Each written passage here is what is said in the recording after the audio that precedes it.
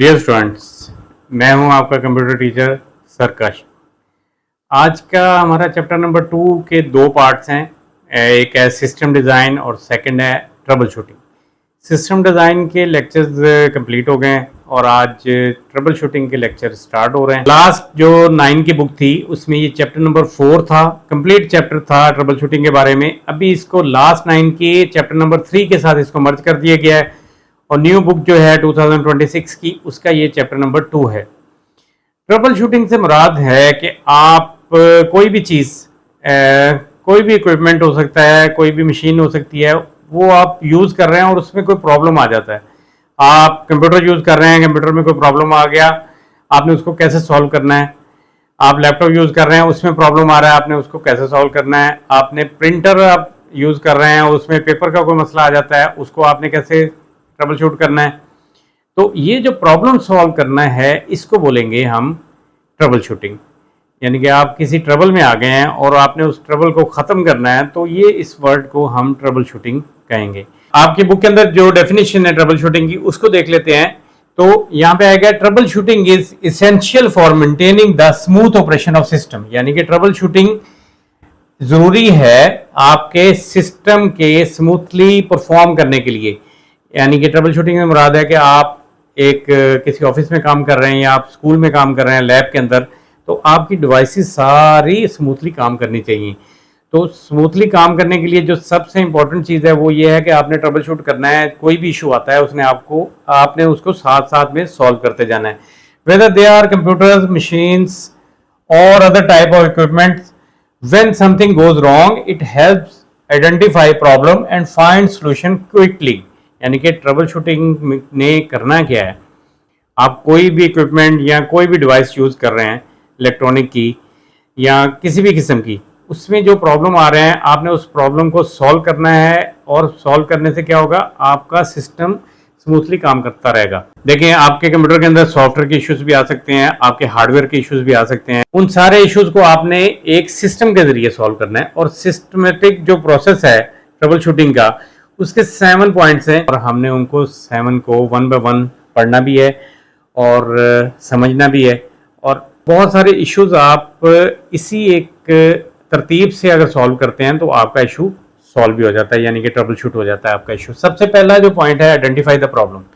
Identify the problem का मतलब है कि आपके पास कंप्यूटर है या आपके पास लैपटॉप है, आपने उसको ऑन करने की कोशिश की है तो वो ऑन नहीं हुआ, तो आपको ये पता चल गया कि सिस्टम में कोई ना कोई, यानी कि कंप्यूटर में या लैपटॉप में कोई ना कोई इशू है। तो इसको हम बोलेंगे आइडेंटिफाई द प्रॉब्लम। पहला स्टेप है इसका। आपका एक एमसीक्यू भी है आपके बुक के अंदर और शॉर्ट क्वेश्चन में भी आ सकता है। तो ये पूरा जो अगर फुल क्वेश्चन आएगा तो ये एक लॉन्ग है, लेकिन अगर इसके 7 पॉइंट्स में से कोई भी पॉइंट आ जाता है तो वो एक शॉर्ट क्वेश्चन होगा।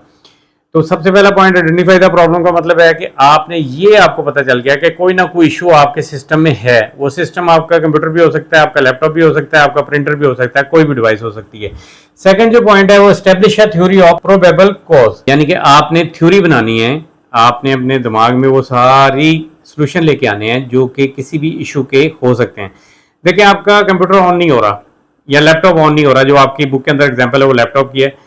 आप सबसे पहले क्या करेंगे कि जिस पावर सॉकेट में आप लगाते हैं आप उसकी पावर चेक करेंगे।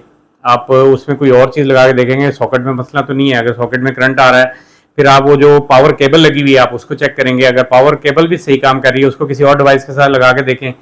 अगर वो केबल भी सही काम कर रही है तो आप थर्ड क्या करेंगे, आप अपनी लैपटॉप की बैटरी को चेक करेंगे कि आपकी लैपटॉप की बैटरी में कोई इशू तो नहीं है। अगर सॉकेट ठीक है और आपकी पावर केबल भी ठीक है तो आप क्या करेंगे, एक दफ़ा अपनी लैपटॉप की बैटरी को निकालेंगे और डायरेक्ट उसके साथ केबल लगाएंगे। अगर डायरेक्ट करंट से आपका लैपटॉप ऑन हो जाता है तो ये कंफर्म हो जाएगा कि आपकी बैटरी में इशू है। तो आपने क्या किया, एस्टेब्लिश थ्योरी का मतलब है कि आपने कोई भी इशू हो सकता है, आपने वो तमाम इश्यूज को एक दफ़ा चेक कर लिया। अब थर्ड वाला जो पॉइंट है, test the theory to determine the cause. अब आपने क्या करना है, आपने बैटरी लेनी है और कोई और बैटरी आपने अपने लैपटॉप में लगा के चेक करना है कि आपका अगर लैपटॉप बिल्कुल सही काम कर रहा है तो इट मीन्स कि ये इशू आपकी बैटरी का ही है। यानी कि आपने ये चेक कर लेना है कि 100% इशू अब आपको समझ आ गया कि और किसी चीज़ में इशू नहीं आ रहा, आपकी बैटरी का इशू आ रहा है। तो तो आपने सबसे पहले क्या किया, आइडेंटिफाई कर लिया, आइडेंटिफाई के बाद आपने इस्टेब्लिश कर लिया थ्योरी, और थर्ड के ऊपर आपने क्या है, आपने टेस्ट भी कर लिया कि हाँ 100% यही मसला है जिसकी वजह से हमारा लैपटॉप काम नहीं कर रहा। इसी तरह कंप्यूटर की मैं एक एग्जांपल देता हूँ आपको एंड पे, पहले ये टॉपिक एक दफ़ा कंप्लीट कर लें। नेक्स्ट पे establish a plan of action to resolve the problem, यानी कि आपने फिर प्लान करना है कि आपने बैटरी को रिपेयर करवाना है या आपने न्यू बैटरी परचेज करनी है। तो आप अगर तो बैटरी बहुत पुरानी है, काफ़ी अरसे से चल रही है और उसका टाइम भी बहुत कम है चार्जिंग का, तो आप क्या करेंगे, आप न्यू बैटरी लेके आएंगे और आप उसके रिप्लेस कर देंगे ताकि वो काफ़ी अर्सा ठीक काम करता रहे। नेक्स्ट पॉइंट है implement the solution. Implement the solution है कि आपने बैटरी परचेज कर ली है या आपने रिपेयर करवा ली है और आपने अपने लैपटॉप के अंदर उसको इंस्टॉल कर दिया है, और यहाँ पे आपका फिफ्थ जो प्रोसेस है ट्रबल शूटिंग का वो आपका कंप्लीट हो गया। यानी कि आपने पहले ये देख लिया क्या इशू था, उसके बाद आपने उसके बारे में ये सोचा कि इशू क्या हो सकता है, थर्ड पे आपने उसने टेस्ट किया कि वाकई क्या प्रॉब्लम है, उसके बाद आपने ये प्लान फाइनल कर लिया कि आपने करना क्या है, और लास्ट पे आपने जो आपने सोचा हुआ है वो आपने एक दफ़ा कर दिया। अब आपने बैटरी लगा ली है, आपका लैपटॉप ऑन हो गया, उसके बाद आपने करना है वेरीफाई फुल सिस्टम फंक्शनैलिटी। आपने सारी एप्लीकेशन चला के देखनी है, आपने बैटरी को एक दफ़ा चार्ज करना है, उसके बाद आपने केबल उतार देनी है, आपने बैटरी के ऊपर लैपटॉप चलाना है। अगर वो पहले जितना टाइम दे रहा है सब कुछ ओके है, आपने वेरीफाई कर दिया, तो इट मीन्स कि आपका इशू सॉल्व हो गया है, अब आपका लैपटॉप पहले की तरह काम कर रहा है। लास्ट का पॉइंट है document findings, actions and outcomes. Document finding का मतलब है कि आपने एक उसका डॉक्यूमेंट बना दिया, आपने एक दूसरे लोगों के लिए ये मेंशन कर दिया कि अगर ये इशू आए तो आपने ये प्रोसेस करना है। यानी कि जो आपका ये कंप्लीट प्रोसेस है, आपने कौन कौन सा काम किया है और कैसे आपने उसको चेंज किया है, वो ये जब आप लोग ऑफिस में किसी में काम कर रहे होते हैं या किसी लैब में काम कर रहे होते हैं, तो आपको ने ये मेंशन करना होता है कि कोई और बच्चा या कोई और जो लैब इंस्ट्रक्टर है उसको पता चल जाए कि अगर ये इशू आएगा तो आपने ऐसे सॉल्व करना है। तो वहाँ पे डॉक्यूमेंट फाइंडिंग की इंपॉर्टेंस होती है। आप एक पेपर बना देते हैं और उसके ऊपर आप प्रोबेबल जो भी आपके सॉल्यूशंस हैं वो सारे मेंशन कर देते हैं, और वहाँ पे आप अपनी भी वहाँ पे डिटेल डाल देते हैं कि आपने क्या क्या किया और किस तरह आपका सॉल्व हुआ है सॉल्यूशन। अच्छा, अभी मैं ये जो एग्जांपल है आपकी लैपटॉप की, आपकी बुक के अंदर है, मैं आज का आपका रियल एक एक्सपीरियंस बताता हूँ कि लैब के अंदर एक कंप्यूटर के अंदर चलते हुए उसके बाद मैंने देखा कि उसकी ना मोनीटर जो है, मोनीटर के ऊपर वाइट स्क्रीन आना शुरू होगी। अब वाइट स्क्रीन का मतलब ये होता है कि आपकी या तो ग्राफिक कार्ड में कोई मसला आ गया, या उसकी जो केबल है उसमें कोई प्रॉब्लम आ गया, या फिर आपके मॉनिटर में मसला आ गया।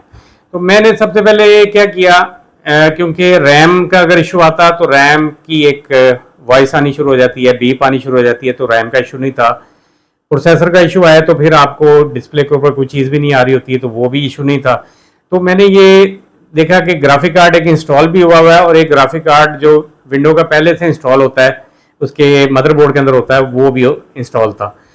सबसे पहले क्योंकि वो विंडो वाले में चल रहा था, उसको मैंने उतार के दोबारा ग्राफिक कार्ड में लगाया तो फिर भी इशू सेम था। उसके बाद नेक्स्ट मैंने क्या किया, मैंने मॉनिटर के पीछे से केबल उतारी और अपने कंप्यूटर में से उतार के उसकी साइड चेंज करके देखी, फिर भी इशू था। उसके बाद एक एक्स्ट्रा केबल पड़ी थी, वो मैंने जब लगा के देखी तो वो डिस्प्ले सही हो गया, तो मुझे पता चल गया कि इशू केबल का है। तो उसके बाद आपके पास अगर एक्स्ट्रा केबल ना हो तो आपने वो परचेज कर लेनी है। मैंने भी आज एक परचेज की, परचेज करके जब मैंने लगाया तो अब मेरा सिस्टम सही काम कर रहा है। तो आपने प्रोसेस यही चलेगा, आप आइडेंटिफाई करेंगे, आइडेंटिफाई करके आप उसके बाद में सोचेंगे कि क्या क्या इश्यूज आ सकते हैं। इश्यूज आने के बाद आप टेस्ट करेंगे कि कैसे डिफरेंट चीज़ें करके आप चेक करेंगे कि क्या इशू सॉल्व हो रहा है या नहीं हो रहा। जब आपको पता चल गया कि ये इशू है, उसके बाद आप उस सोल्यूशन को इम्प्लीमेंट कर देंगे। इम्प्लीमेंट करने के बाद आप वेरीफाई करेंगे अगर आपकी बिल्कुल स्क्रीन है, एवरीथिंग ओके है, या आपका लैपटॉप बिल्कुल ओके है, आपका कंप्यूटर बिल्कुल ओके है, उसके बाद आप उसका डॉक्यूमेंट बना देंगे कि इसके अलावा बाद जो लोग आए उनको पता हो कि अगर इस तरह व्हाइट स्क्रीन आ जाए तो आपने उसकी केबल चेंज करनी है। तो बहुत आसान टॉपिक है लेकिन इंपॉर्टेंट टॉपिक है। लास्ट जो बोर्ड के पेपर में प्रोसेस ऑफ ट्रबल शूटिंग नहीं आया था, इंपॉर्टेंस ऑफ ट्रबल शूटिंग आया था। तो नेक्स्ट जो टॉपिक है वो इंपॉर्टेंस ऑफ ट्रबल शूटिंग है, उसको अच्छी तरह समझिएगा। बोर्ड के हिसाब से बहुत इंपॉर्टेंट है, शॉर्ट में भी, लॉन्ग में भी और एमसीक्यू में भी इसका लाजमी क्वेश्चन इस चैप्टर में से आएगा। तो अभी नेक्स्ट लेक्चर तक के लिए अल्लाह हाफिज़।